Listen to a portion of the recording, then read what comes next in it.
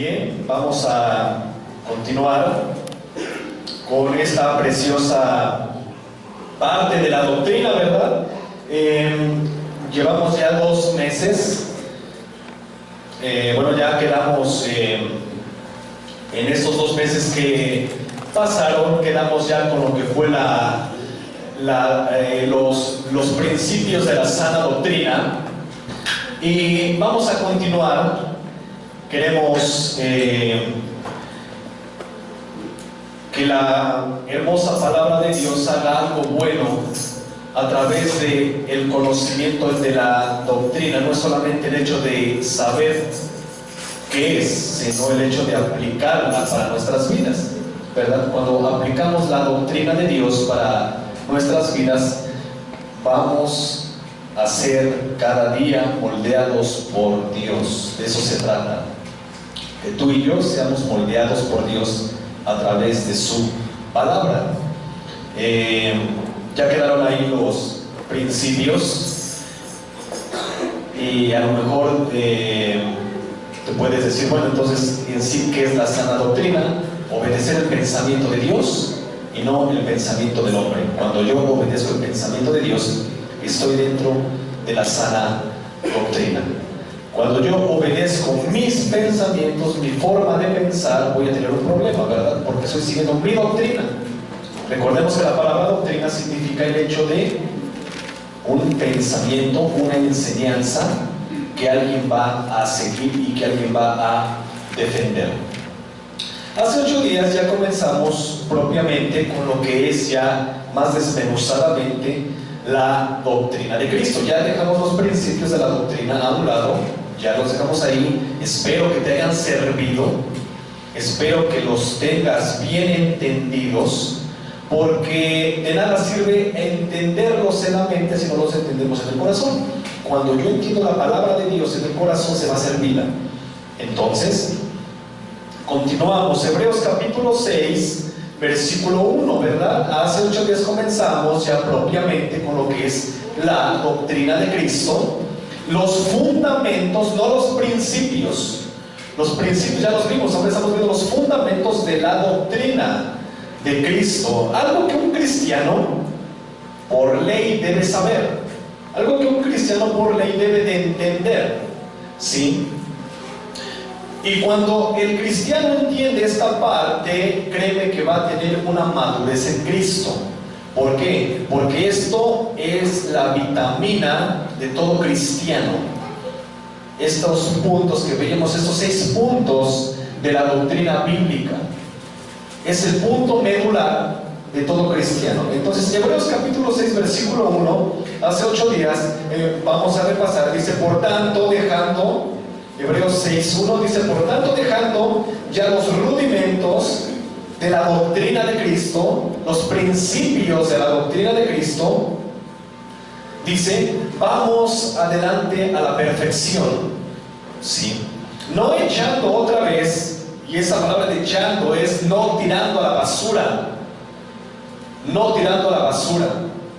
¿Por qué? Porque cuando tú, como hijo de Dios, como creyente en Cristo, tiras a la basura los principios doctrinales, vas a compararte a que ya tienes 15 años y vuelves a tener 1 año de edad, ¿sí?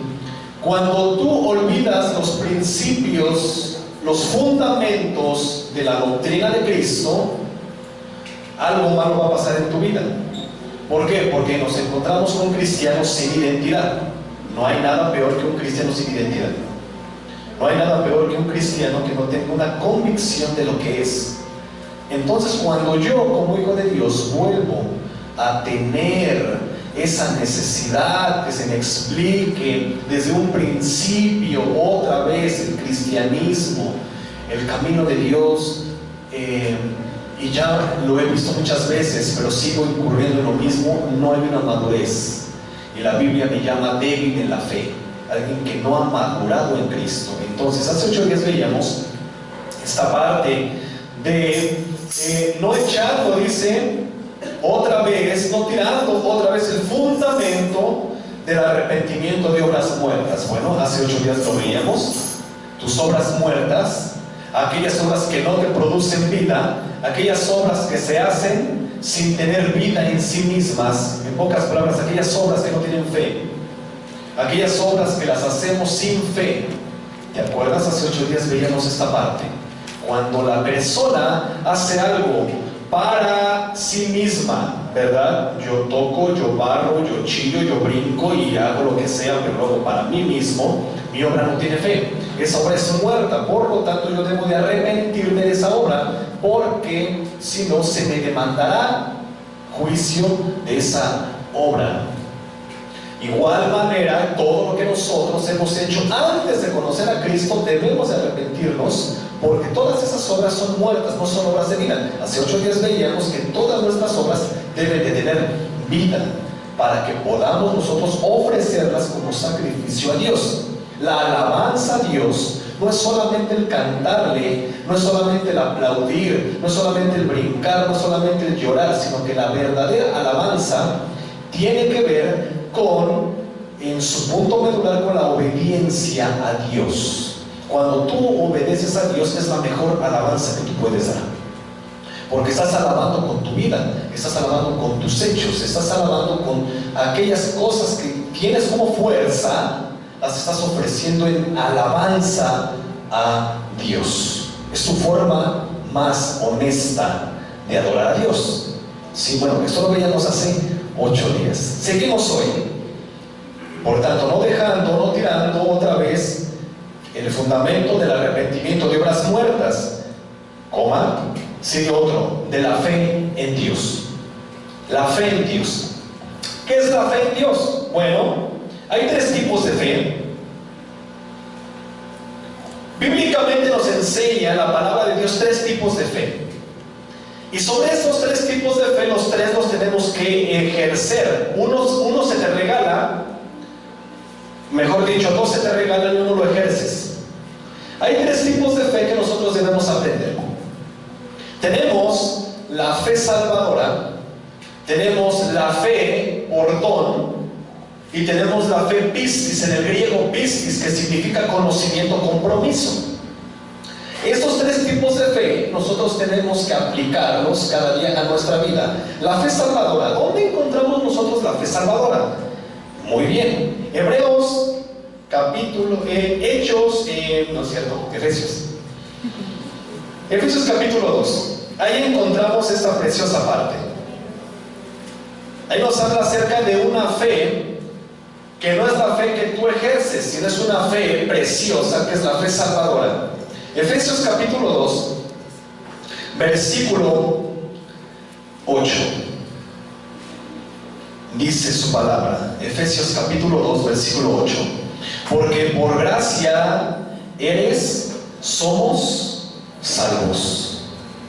Por gracia somos salvos. Por medio de la fe. Por medio de la fe.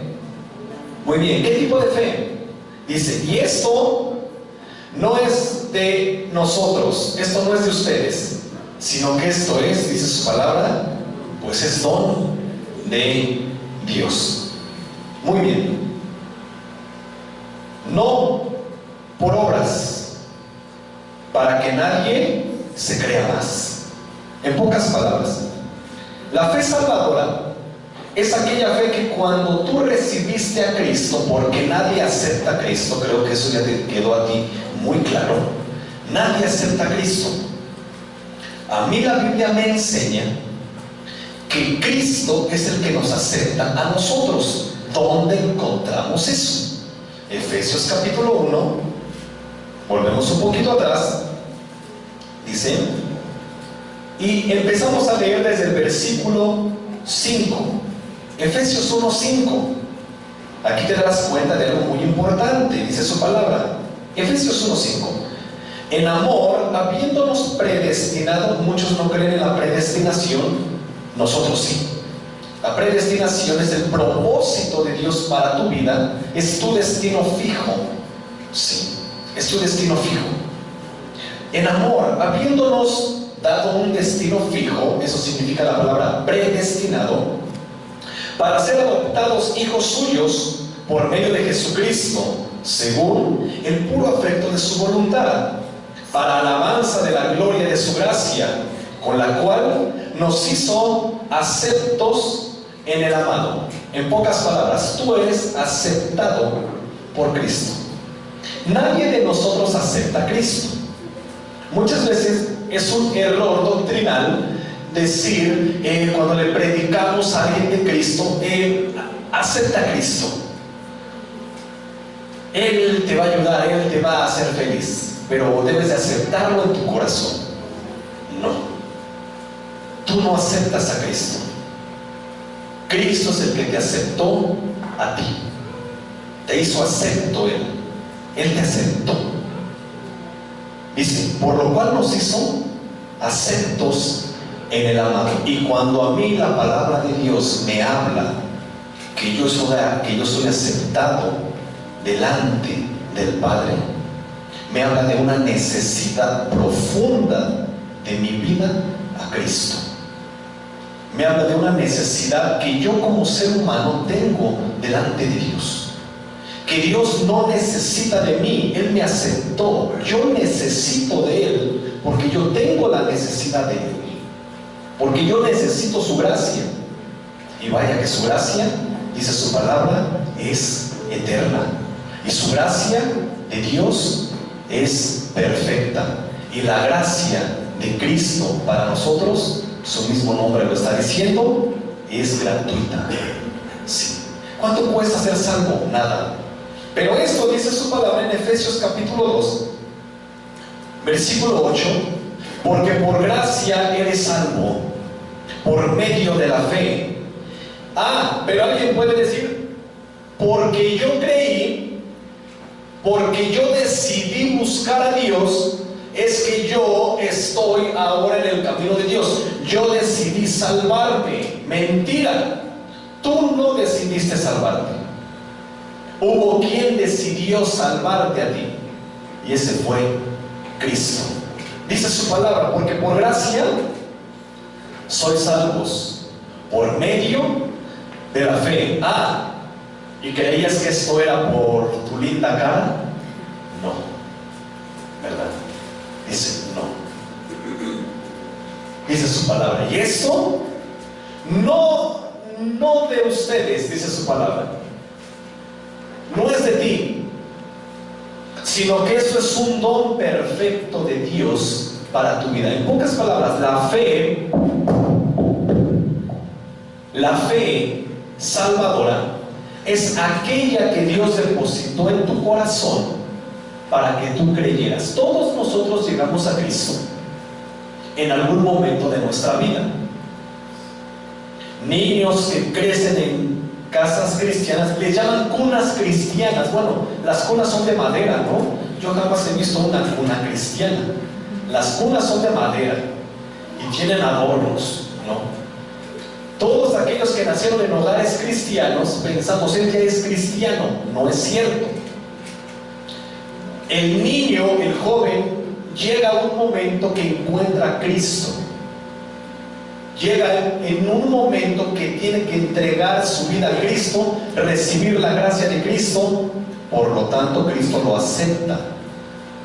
Si lo vemos desde otra forma, el Señor, aquel que ha llamado para Él, ¿verdad?, le regala su gracia y lo acepta. En pocas palabras, todos nosotros nacemos ya salvos. Tú has creído en Cristo, tú ya eres salvo desde antes de la fundación del mundo, porque el Señor te escogió antes de la fundación del mundo. El día que tú naciste salvo, pero tú ni cuenta te habías dado. Caminaste 5, 10, 15 años, 20 años, 30 años, 40 años lejos de Dios. Por eso dice su palabra que Él vino a salvar lo que se le había perdido. Sí. Cuando tú no encuentras tus llaves, no dejan de ser tus llaves. Son tus llaves, pero las perdiste. ¿Y qué tienes que hacer? Buscarlas, ¿verdad? Pero son tuyas. Cristo bajó para buscarte a ti. Cristo bajó para amarte a ti. porque te le perdiste. Nos perdimos de él en el transcurso de la vida. Y por medio de su sacrificio Él vino, te trajo, como esa ovejita que se descarrió. ¿Te acuerdas de esa preciosa parábola, verdad? Está el pastor, tiene 99 ovejas, y agarra una, ¿verdad? Y se echa a correr, y se fue, y regresa, ¿no? Pues corre más, ¿no? Y fue, quién sabe dónde se metió, se lastimó, le pegaron. El pastor no descansó hasta que la encontró y la volvió a traer al redil. Esa oveja eres tú y yo. El Señor te alcanzó, Él te vino a buscar, porque tú y yo no buscamos a Dios. El ser humano no busca a Dios. Leíamos nosotros el viernes la preciosa parte de en esto consiste el amor, no en que tú hayas amado a Dios, sino en que Dios te amó a ti primero. Entonces la gracia de Jesucristo, esta fe preciosa, que es la fe salvadora, esa fe es la que a ti el día de hoy te tiene en este lugar, porque por esa fe creíste en Cristo. Alguien dice, yo decido cuándo voy a creer. No es cierto. Tú no decides cuándo. El ser humano no puede decidir algo que no esté en sus manos. Yo siempre lo he comparado con los niños. Cuando nace un niño, no le preguntan al niño, oye mi amor, ¿cómo te quieres llamar? No. Por lo regular, nosotros como papás al primer hijo le ponemos como nosotros. ¿Quién sabe por qué? Bueno, creo que eso viene en la Constitución, en el Código Penal y en la Biblia, ¿verdad? Que te llamas Aristóteles. Ah, pues le pones al niño Brian Maluma Aristóteles. No.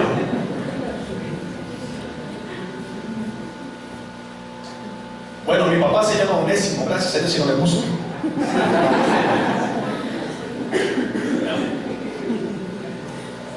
Pero por lo regular al primer hijo, es raro el papá que no le pone a su primer hijo su primer nombre, ¿sí? Papá que no le pone a su primer hijo su nombre está fuera de la sana doctrina. Y tampoco el niño escoge apellidos, y tampoco el niño escoge a quién parecerse. Lo llevan al registro civil. ¿Cómo se va a llamar? Bueno, si el papá se llama Brian, ¿cómo le va a poner al niño? Brian. Ya cuando el niño se entera que le pusieron Brian Goku, ya es un problema, ¿no? Pero el niño no escoge. El niño cuando crece ya sabe su nombre y sus apellidos. No lo escogió él. ¿Quién de nosotros escogió a nuestros papás? No. Nadie escoge a sus papás. Cuando tú te diste cuenta y te quitaste tus lagañitas y empezaste a conocer, te dijeron, mira, ella es tu tía. ¿Cómo me vas a decir? Mamá. Di mamá, papá. ¿No? Les dio bonito. Mi hijo Emanuel de chiquito, su mamá le decía, di mamá, papá. Mamá, papá. Bueno, di papá, papá.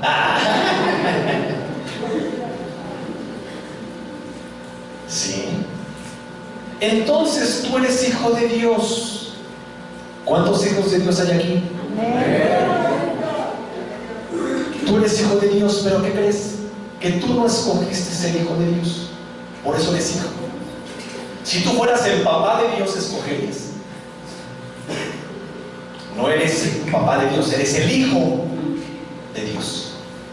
Por lo tanto, el que te dio un nombre, el que te escogió, el que te abrazó, el que te hizo parecerte a él, es tu papá. Yo en la semana he enseñado que tenemos que aprender a pedir no como siervos, sino como hijos. Cuando tú, oh Señor, deja de decirle Señor, empiecen a decir papá.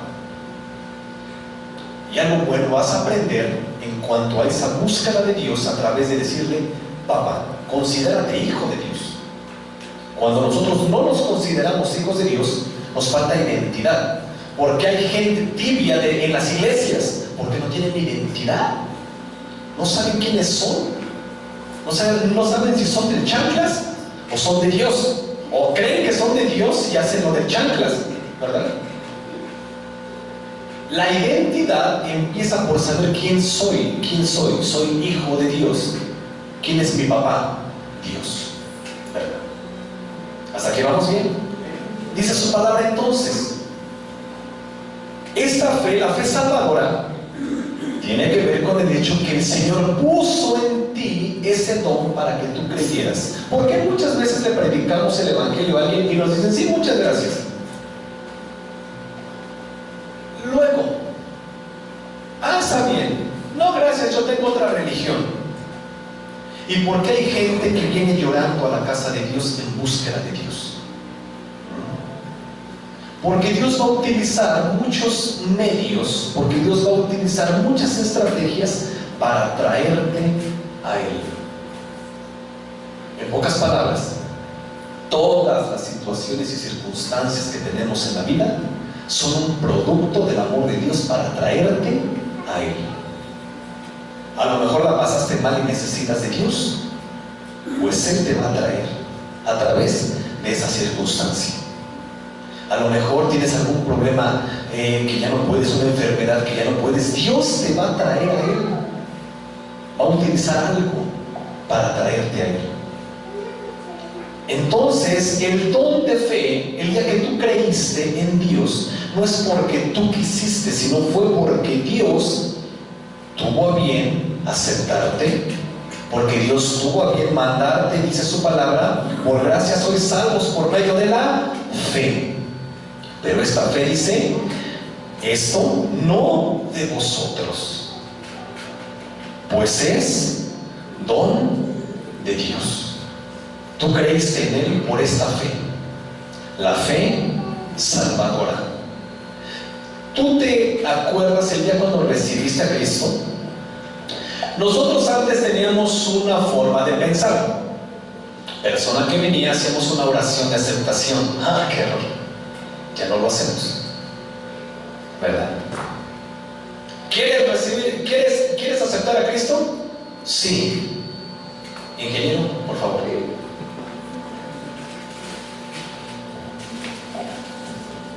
¿Quieres aceptar a Cristo? No, sí. ¿Sí o no? Sí. Bueno. A ver, repite después de mí. Señor Jesús, te doy gracias, te doy gracias. Y así nos aventamos todo un rezo. Cuando la persona terminaba de hacer la oración, pensábamos que la persona ya era hijo de Dios. No es cierto. Es cuando la persona de todo corazón recibe a Cristo. Yo he conocido a gente que me ha dicho, es que yo hice mi oración de aceptación y me bauticé, pero solo por compromiso. Eso no vale. Eso no cuenta. Cuando tú entregas la vida y el corazón a Cristo, es porque el Señor en ese momento está derramando algo en ti, que es el don de fe para salvación. El don de fe para salvación. Esta fe entonces, la fe salvadora, tiene que ver con el hecho que tú recibiste la gracia de Cristo y que el día de hoy Él te aceptó a ti. El día de hoy tú estás en el camino de Dios, no por dicho, sino por convicción como hijo de Dios. Amén. Tú eres hijo de Dios porque Él puso en ti ese querer como el hacer. Dice Filipenses capítulo 2 versículo 13 y 14 que Él es el que produce en nosotros el querer como el hacer. ¿Quién produjo en tu vida el que tú llegaras a Cristo? Dios, ¿verdad? Entonces, la fe salvadora es aquella que el Señor utilizó, esa puerta para que tú entraras al camino de gracia y estés viviendo el día de hoy en gracia y en salvación. La salvación no es hasta el día que te mueres y llegas al cielo. La salvación comienza desde el día que recibes a Cristo y empiezas a caminar en su camino, porque Él dijo, yo soy camino, verdad y vida. Cuando tú empiezas a caminar en Cristo, empiezas a caminar en la vida. por lo tanto estás caminando ya en salvación. Dice Pablo, nada ni nadie nos puede separar de ese camino. No porque seamos buenos, porque Dios ya eligió ponerte ahí. Muy bien, siguiente fe. Ya vimos la fe salvadora. Siguiente fe. Muy bien. Fe, conocimiento, compromiso. ¿Qué nos habla la palabra del Señor acerca de esta fe? La fe pistis, en el griego pisteuo, que significa o da a entender que es un conocimiento y un compromiso delante de Dios. Hebreos capítulo 11. En Hebreos capítulo 11 nos habla de otro tipo de fe. No es la misma fe que veíamos en un principio. Esta fe es para salvación. Hebreos capítulo 11 dice: es pues la fe, la certeza de lo que se espera, la convicción de lo que no se ve. Ese es otro tipo de fe. Esta fe es la fe pistis, es la fe conocimiento, compromiso. Dice su palabra, es pues la fe, la certeza de lo que se espera. Muy bien, tener certeza en lo que se espera. ¿Qué esperas tú? Que tu familia llegue a Cristo. ¿Qué debes tener? Fe. ¿Y qué es la fe? La certeza que Dios alcanzará a tu familia. Sí. Tener la certeza. Nosotros usamos una palabra que se llama incertidumbre y usamos otra que se llama certidumbre. ¿Qué es la incertidumbre? Cuando no sabes qué va a pasar. El problema del cristiano es que cuando ora no sabe lo que va a pasar. Y por eso es que nuestra fe llega a tener estorbo y problemas. Porque cuando oramos a Dios, en primera, no pedimos como hijos, pedimos como siervos, y de ahí radica todo el problema. Porque cuando tú no has aprendido a pedir como hijo, va a haber una incertidumbre en tu oración, una oración vana, una oración vacía. Y el orar a Dios no es solamente el hecho de pedirle, sino es también el hecho de darle gracias. Yo no sé cuántas veces tú oras a Dios, le pides y le das gracias por lo que pides. Creo que se nos olvida.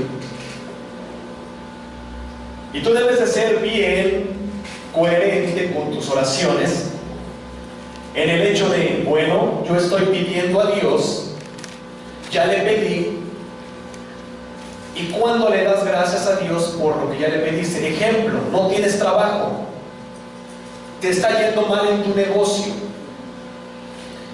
Por lo regular, como cristianos, nos las pasamos todo el día pidiendo por el mismo problema, ¿verdad? Y orando, y orando, y orando. ¿Por qué? En primera, porque no tenemos la certeza que Dios nos oye. Y le decimos, Señor, te ruego que me ayudes en mi problema, te ruego que me ayudes en mi necesidad. ¿Qué pasa entonces?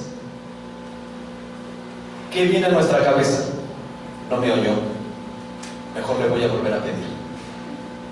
Y ahí ves al cristiano 3 horas sin parar, pidiéndole al Señor lo mismo. ¿Qué podrá decir Dios en el cielo? Dios que te está escuchando, ¿qué podrá decir Él de tu oración? Hijo, ya te oí. Hijo, ya te escuché. Sí. Quiero que tengas algo bien presente. Salmo capítulo 37, versículo 4, que nos habla.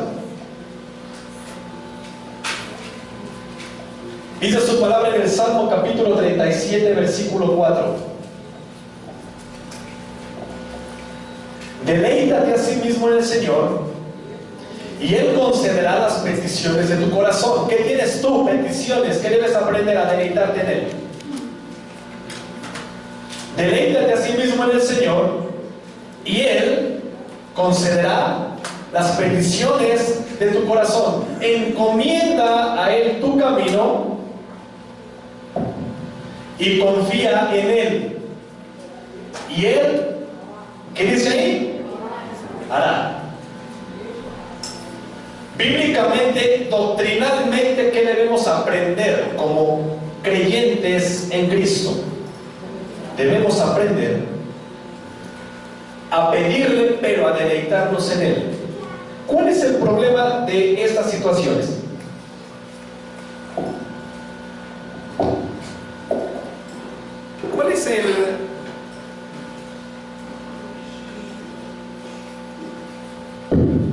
¿Cuál es muchas veces el problema del cristiano que pide mucho, se deleita poco y no agradece nada? Sí. Ese es el problema muchas veces del cristiano. Pide mucho, se deleita en Dios poco y no agradece nada. ¿Cuántas veces le has dado gracias a Dios con el mismo ímpetu que como le pediste? Siendo bien honestos, nunca. Porque te pasaste 2 horas pidiéndole y llorándole, te contestó. ¿Y cuánto dura tu agradecimiento? Nada. Ay, muchas gracias, Señor. Bueno, ya, a lo que sigue. Pero ahora te vuelvo a poner en tus manos este problema porque tengo esta necesidad, porque tengo esto. Y ahí está el cristiano otra vez en el altar, llorándole a Dios media hora, 1 hora por su problema. ¿Por qué muchas veces no tenemos una fe correcta delante de Dios? Porque no hemos aprendido que somos hijos. Cuando tú has aprendido que eres hijo, vas a pedir lo necesario en tu oración, vas a deleitarte mucho y vas a agradecer mucho. Yo conocí una persona, ¿verdad?, que él tenía la necesidad de una novia. No estaba feo, ¿verdad?, pero no tenía ni novia. Y él en un avión vio que se subió una pareja con uno de sus hijos y que iban bien contentos ahí, y él iba solito. Él solamente dijo: Señor, yo sé que tú eres bueno, dame una esposa, te lo dejo en tus manos. No volvió a decir absolutamente nada. Confió en lo que le había pedido a Dios. 6 meses después se consiguió una novia, bueno, Dios se la puso, y 1 año y medio después se casó. Yo platicaba con él y esta parte de la fe, él me decía: es que hay que aprender a pedir poco, agradecer mucho. De 1 hora de reunión, muchas veces cuando traemos cargas delante de Dios, 40 minutos son para estar en el altar. ¿Y cuándo le agradeciste a Dios? ¿Y cuándo te deleitaste en Él? El principio bíblico es Salmo capítulo 37, versículo 4. Deleítate a sí mismo en el Señor y Él concederá las peticiones de tu corazón, porque el Señor conoce las peticiones que hay en tu corazón. Entonces, cuando yo tengo una fe correcta delante de Dios, debo de empezar por el hecho de entender que soy hijo, no soy siervo, soy hijo de Dios. Por lo tanto, le estoy pidiendo a alguien confiable, que es mi papá. ¿Tienes muchos problemas? Sí. Pero yo te quiero decir algo muy importante. Dios merece gloria, no necesita gloria. Dios merece adoración, no necesita adoración. ¿Cuál es la diferencia entre merecer y necesitar? El merecer es algo que le pertenece a él por derecho. A un hijo, a una persona, cuando tú compras algo, tú mereces lo que acabas de comprar. Sí. Cuando tú no llevas dinero y quieres obtener algo, lo necesitas, pero cuando no tienes dinero no lo puedes obtener. Cuando tú tienes dinero, esa necesidad se vuelve merecimiento. No sé si me explico. Nosotros entonces debemos entender algo. Dios merece gloria, no necesita gloria. El problema del cristiano es que no le da la gloria debida a su nombre.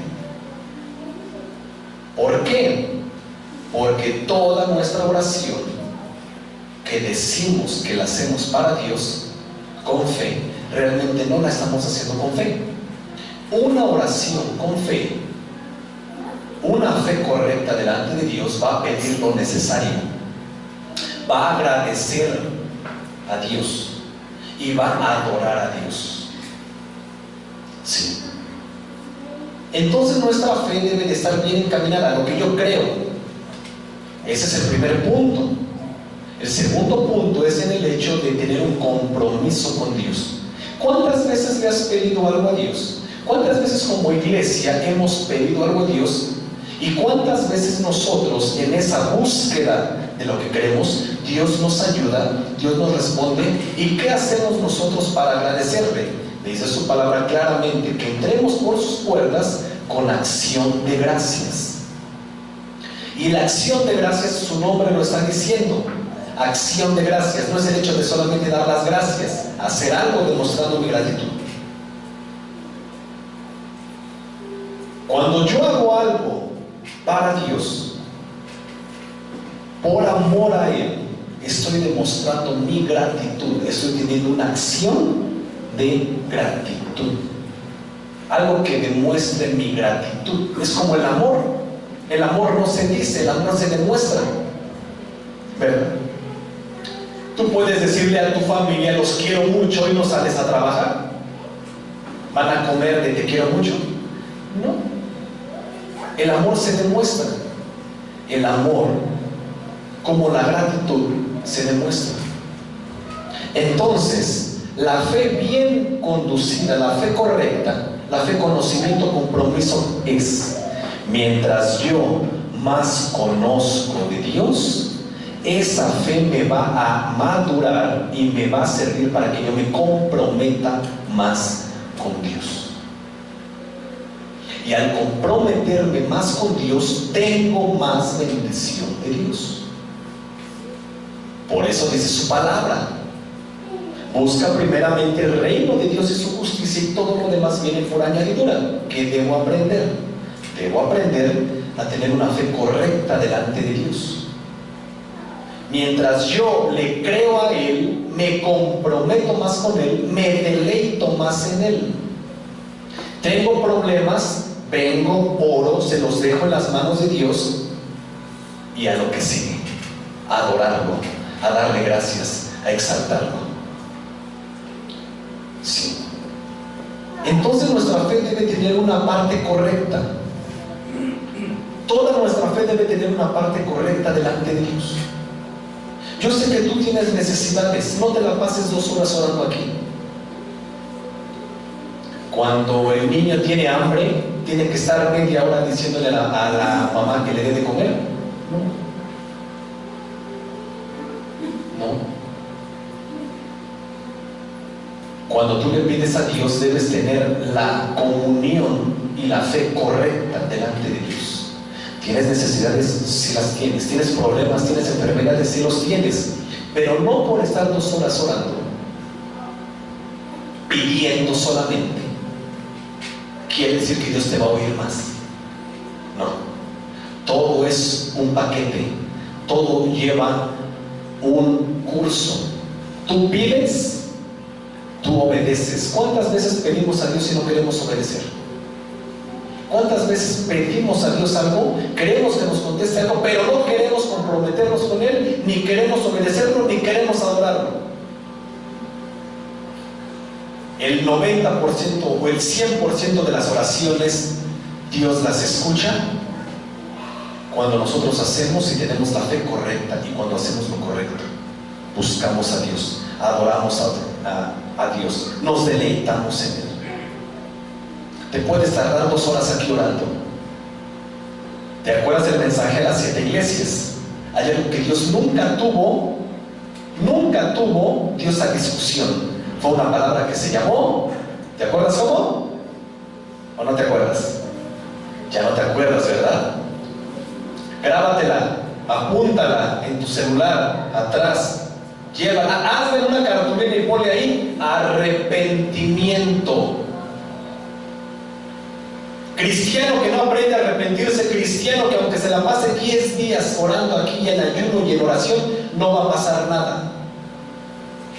La fe incorrecta es pensar que con el ayuno y la oración Dios me va a contestar, le vamos a doblar, le vamos a hacer manita de puerco a Dios.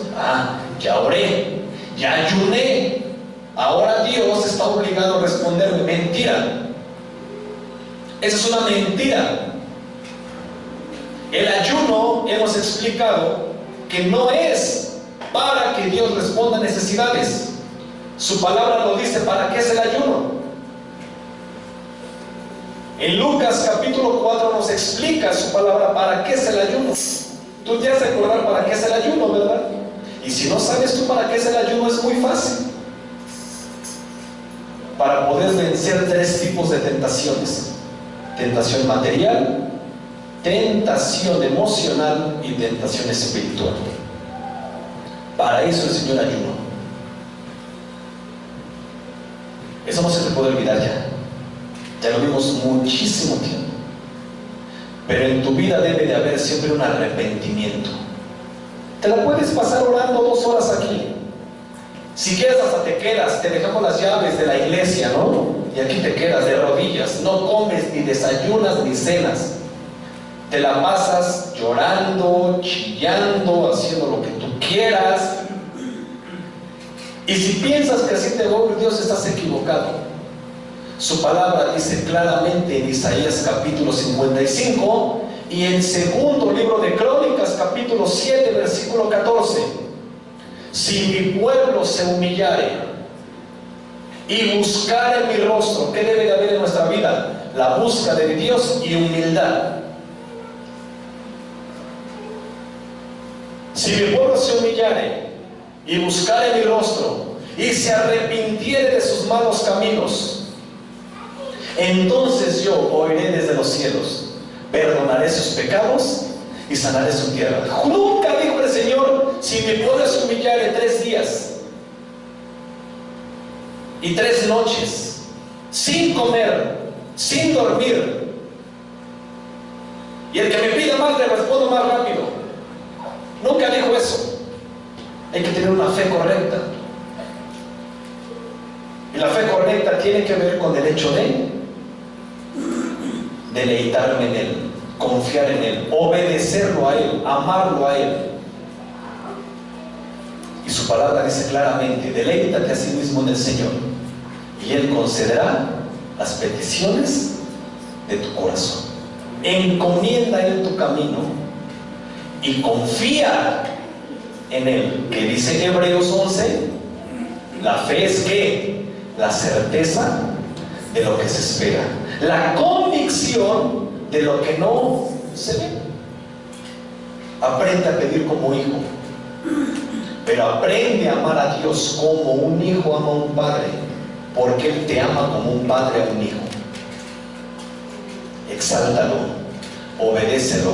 No te preocupes de tus situaciones. Él tiene la forma y el método correcto para sacarte, como lo dice en su palabra en el libro de Salmos capítulo 40 versículo del 1 al 3. Pacientemente esperé a Jehová, y Él oyó mi voz y me hizo sacar del pozo de la desesperación, del lodo cenagoso. Puso mis pies sobre peña y enderezó mis pasos.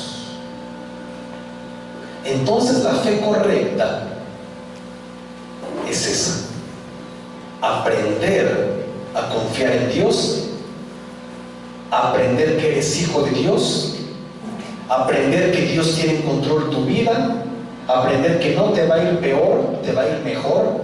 ¿Por qué? Porque tienes una fe encaminada en Cristo.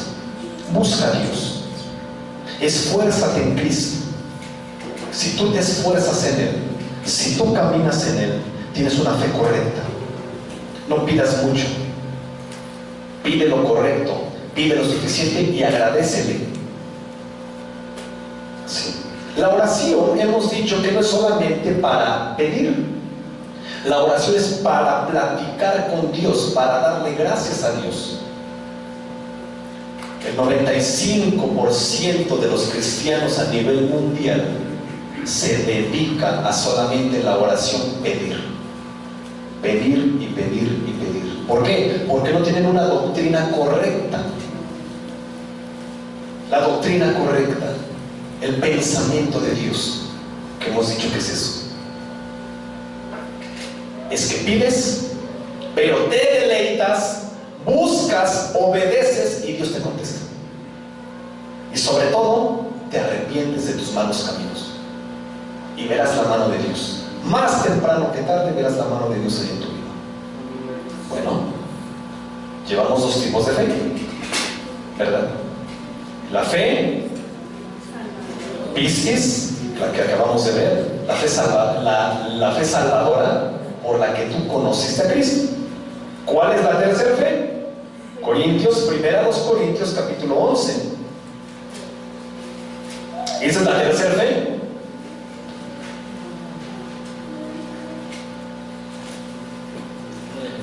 Primera a los Corintios capítulo 12.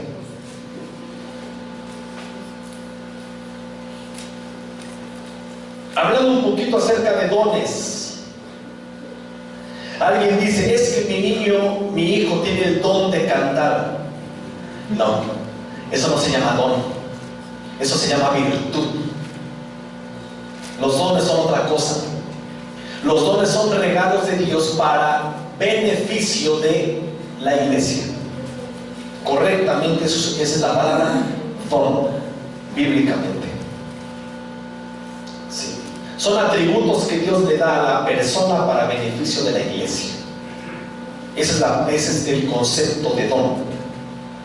No, que mi niño, que mi hijo, que mi sobrina, que mi esposo tiene el don de manejar bien, tiene el don de tener muchos amigos. Eso no es don, eso es una virtud. Eso es una virtud. Lo que nosotros en un tiempo yo les expliqué acerca de los dos tipos de gracia: la gracia especial y la gracia común. Ustedes se han de acordar. La gracia especial es la gracia para salvación. La gracia común son las virtudes que Dios le da a todo ser humano para que piense, para que salga adelante, para que sea exitoso. Pero eso no lleva a la salvación. La salvación es otra cosa. La gracia común tiene que ver entonces con todas las virtudes: que tu chamaco canta bien, que escribe bien, que es aplicado, que le entiende a las matemáticas, que le va a las Chivas, ¿no? Hermano, y mi niño le va a la América. Ora por él. No, ora por él. No, los dones son otra cosa. Dice su palabra, 1 Corintios capítulo 12. No quiero, hermanos, que ignoren acerca de los dones espirituales. Saben que cuando ustedes eran gentiles, ustedes se extraviaban y se los llevaban como se lleva a los ídolos mudos. ¿Te acuerdas cuando salías con tu santito en la calle? Desde el cielo cayó.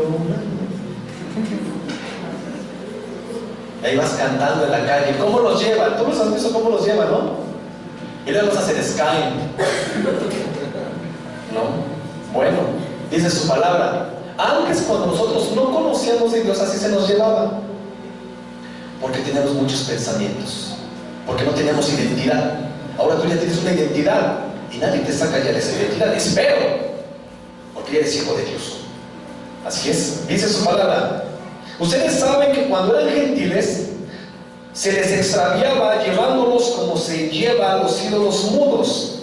Por tanto, les hago saber que nadie que hable por el Espíritu de Dios llama, híjole, esta palabra está fea, maldito a Jesús. O sea, nadie puede maldecir a Dios si habla por el Espíritu de Dios.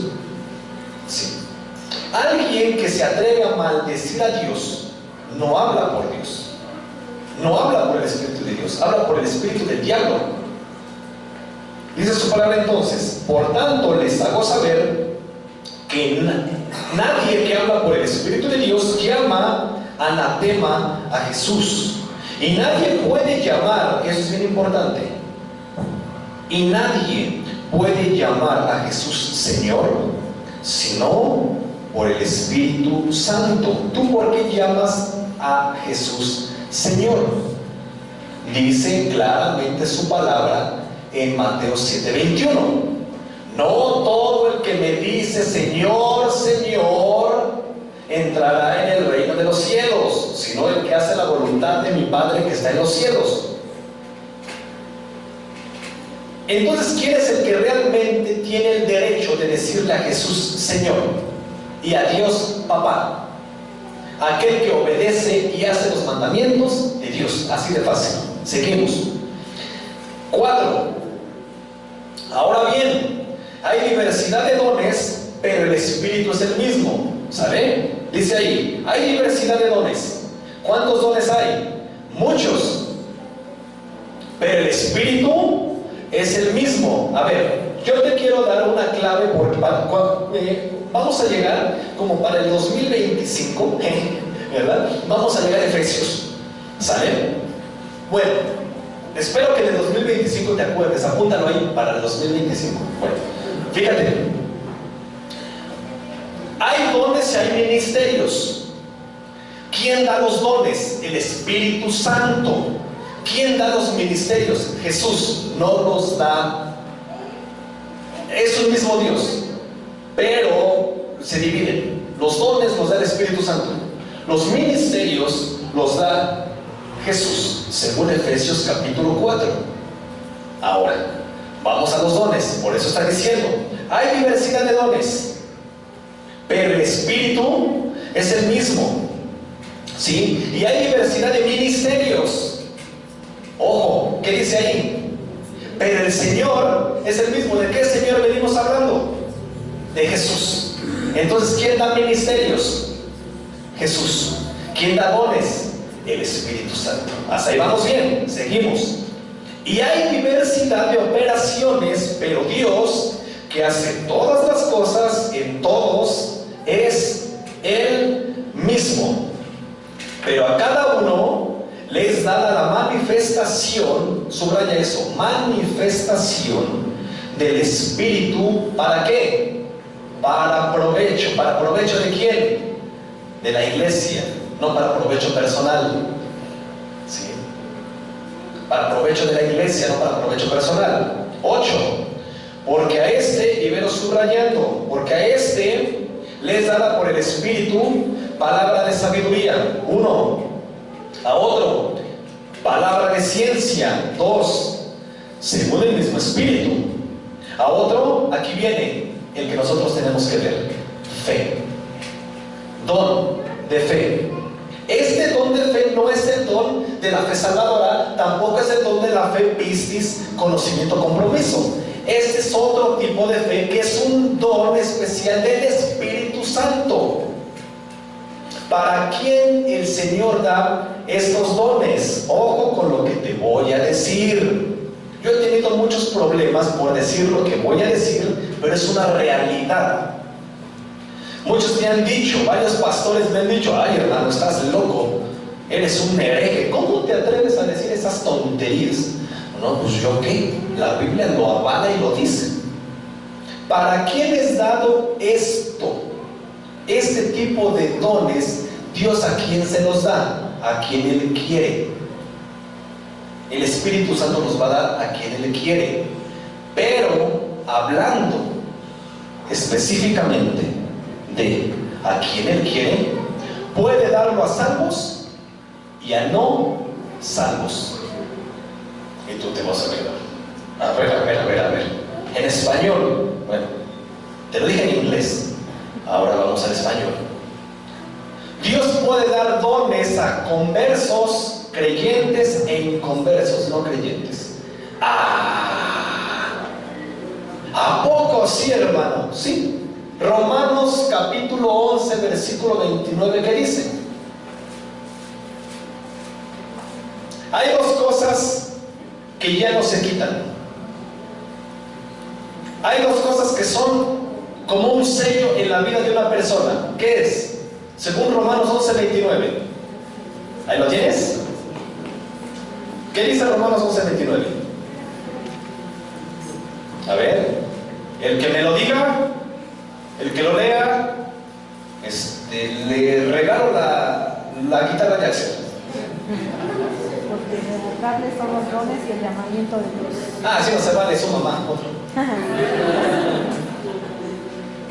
Porque irrevocables son ¿qué? Los dones y el llamamiento de Dios. Hay dos cosas que no se quitan. Ojo con esto. Hay dos cosas que no se quitan: los dones y el llamamiento. En pocas palabras, una persona vino a Cristo, el Espíritu Santo la quiso llenar con algún don de los que estamos leyendo, ¿no? Muy bien. Pero la persona se aleja de Cristo. ¿Qué pasa con el don? El don se le queda. Y tú podrás decir: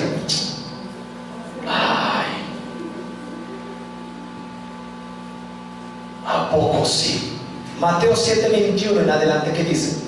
Todos con sus Biblias.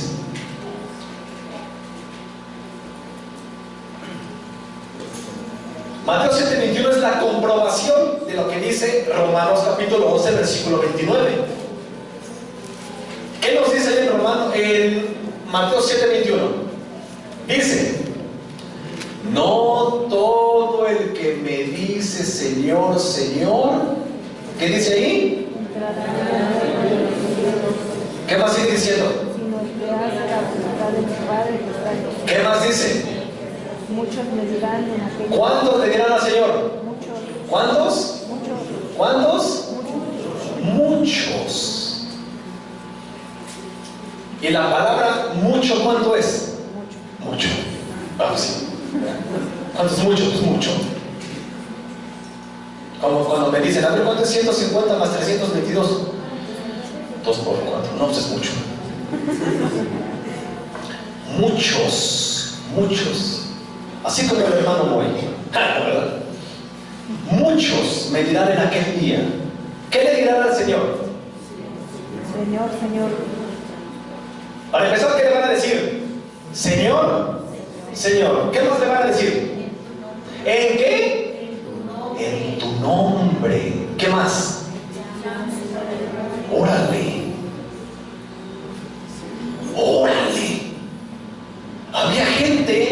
Hay gente que llega y dice: en el nombre de Jesucristo, sal fuera espíritu de americanismo.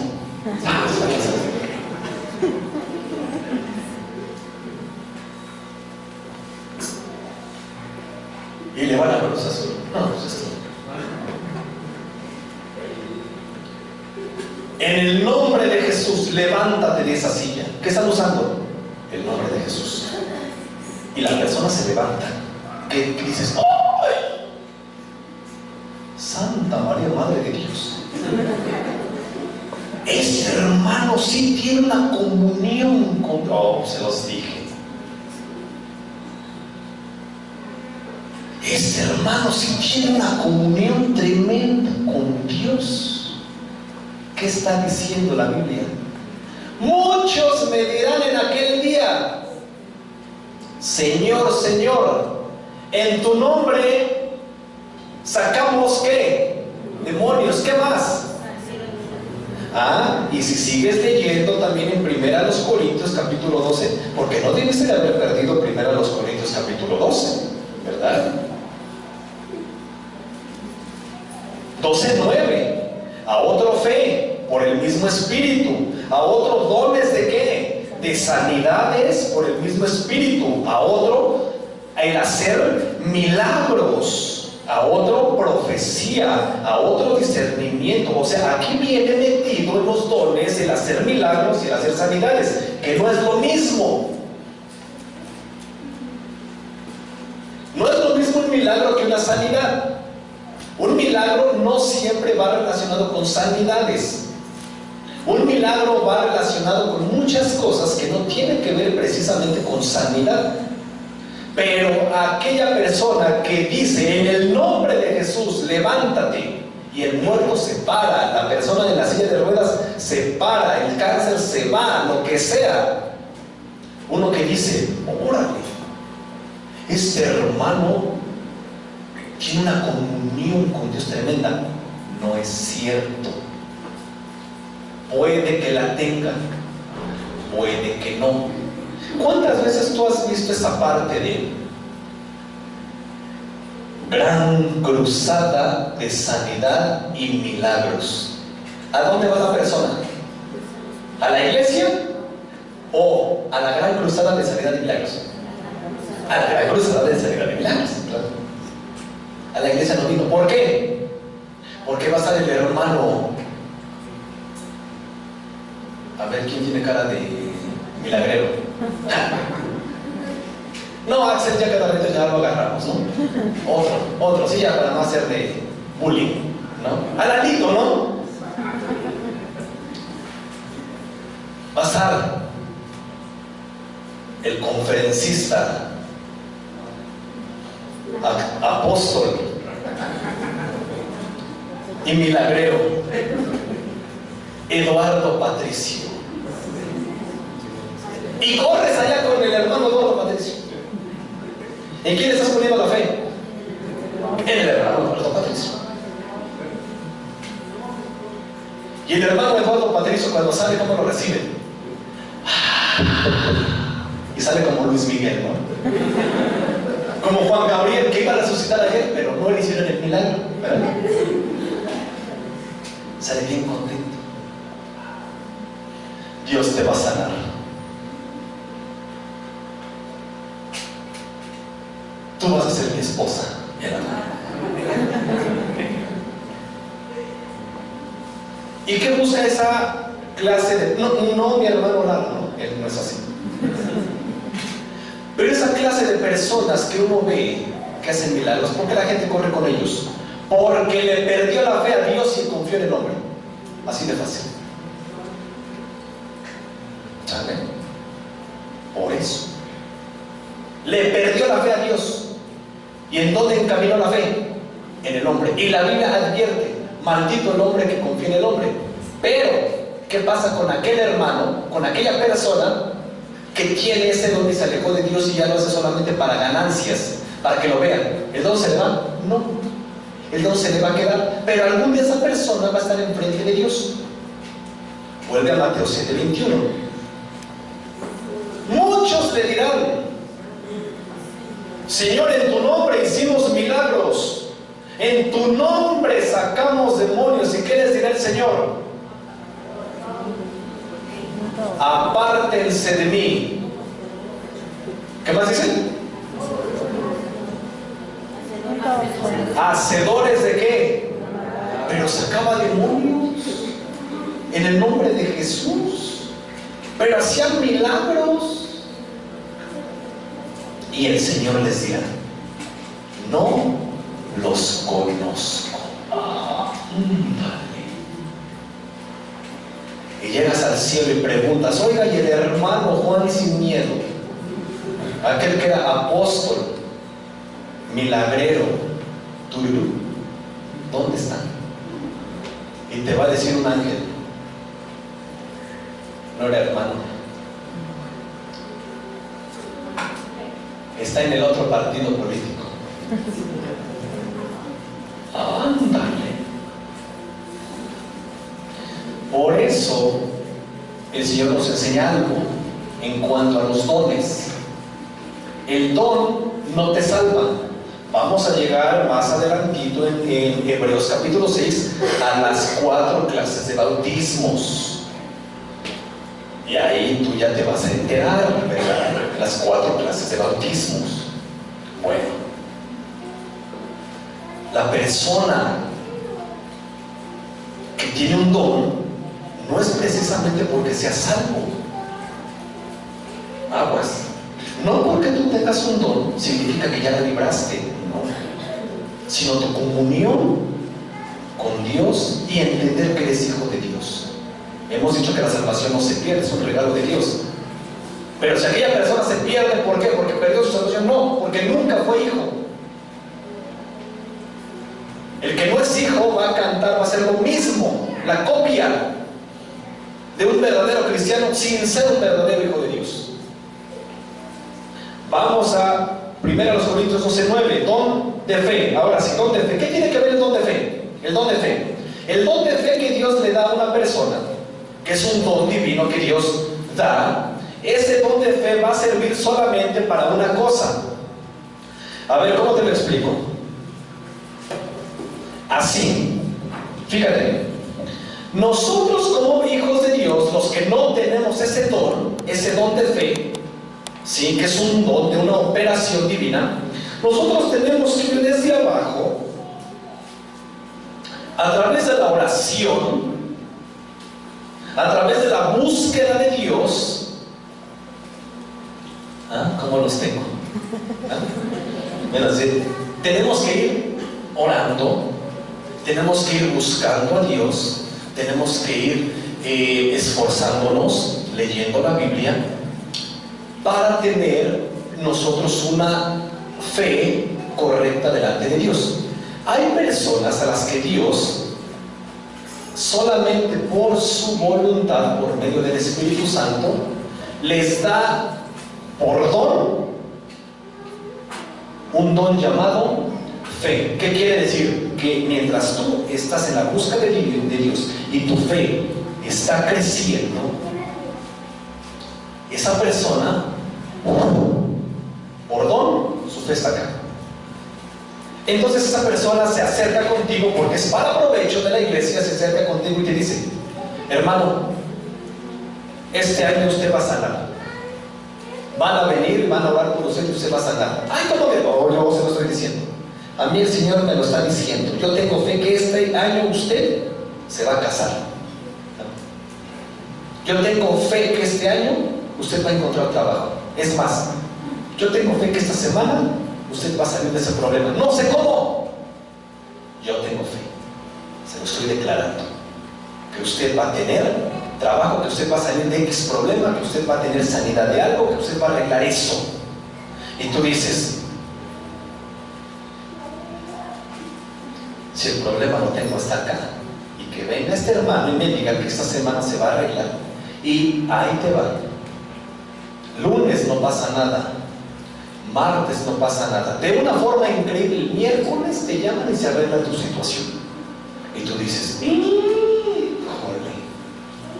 ¿cómo? ¿Verdad? Porque ese es un don que Dios da, que es un don de fe. ¿Que sirve para qué? Este don va asociado también con el don de milagros. Yo tengo fe que usted va a sanar. Véngase, vamos a orar. Usted va a sanar. Yo tengo fe que ese problema que usted no puede resolver, Dios lo va a ayudar esta semana, este mes. ¿Y qué pasa con la persona? Resuelve el problema. ¿Por qué?